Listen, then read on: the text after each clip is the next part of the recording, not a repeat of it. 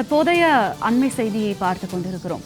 புதிதாக நியமிக்கப்பட்ட தருமபுரி கிழக்கு மாவட்ட திமுக செயலாளர் தர்மசெல்வன் ஆணவ பேச்சு ஆடியோ வெளியாகி பரபரப்பு ஏற்பட்டுள்ளது. அண்மை செய்தியாக இதனை நாம் பார்த்துக் கொண்டிருக்கிறோம்.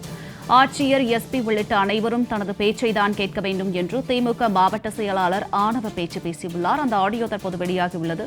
தற்போது கிடைத்துள்ள அண்மை செய்தியாக இதனை நாம் பார்த்துக் கொண்டிருக்கிறோம். தனது பேச்சை கேட்காவிட்டால் ஆட்சியர் உள்ளிட்ட அனைவரையுமே மாற்றிவிடுவேன் என்று தர்மசெல்வன் மிரட்டல் விடும் தொனியில் பேசியுள்ளார். அண்மை செய்தியாக இதனை நாம் பார்த்துக் கொண்டிருக்கிறோம்.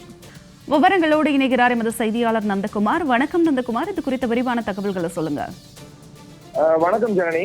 அதாவது தர்மபுரியில புதிய கிழக்கு மாவட்ட திமுக செயலாளராக பொறுத்திருக்கிற தர்மசெல்வன் வந்து கலெக்டரும் எஸ்பியும் என் பேச்சை கேட்க வேண்டும், இல்லைனால் மாற்றி விடுவேன் என்று பேசிய பேச்சு சமூக வலைதளத்தில் பரப்பி பரபரப்பை ஏற்படுத்தி வருகிறது.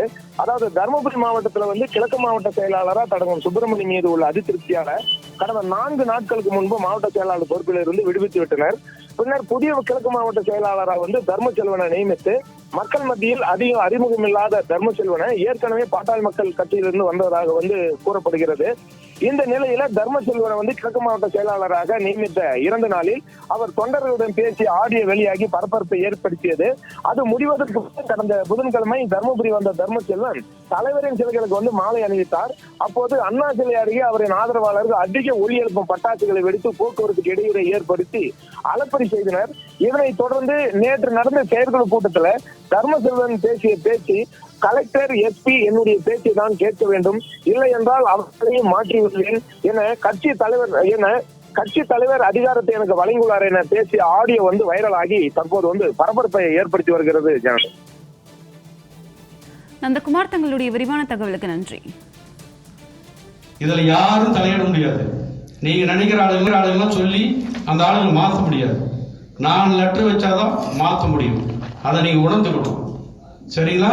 கலெக்டர் நான் சொல்றதா கேட்கணும், எஸ்பி நான் சொல்றதா கேட்கணும், கீழே இங்கிற அத்தனை நிர்வாகம் நான் சொல்றதா கேட்கணும். கேட்கலன்னா அவங்க இருக்க மாட்டாங்க. ஒரே அதிகாரி கூட நான் சொல்றது கேட்கலாம், அந்த அதிகாரி இருக்க மாட்டாங்க. இதுல யாரும் தலையிட முடியாது. நீங்க நினைக்கிற ஆளுங்கெல்லாம் சொல்லி அந்த ஆளுங்களை மாற்ற முடியாது. நான் லெட்டர் வச்சாதான் மாற்ற முடியும். அதை நீங்க உணர்ந்துக்கணும், சரிங்களா? கலெக்டர் நான் சொல்றதா கேட்கணும், எஸ்பி நான் சொல்றதா கேட்கணும், கீழே இங்கிற அத்தனை நிர்வாகம் நான் சொல்றதா கேட்கணும். கேட்கலன்னா அவங்க இருக்க மாட்டாங்க. ஒரே அதிகாரி கூட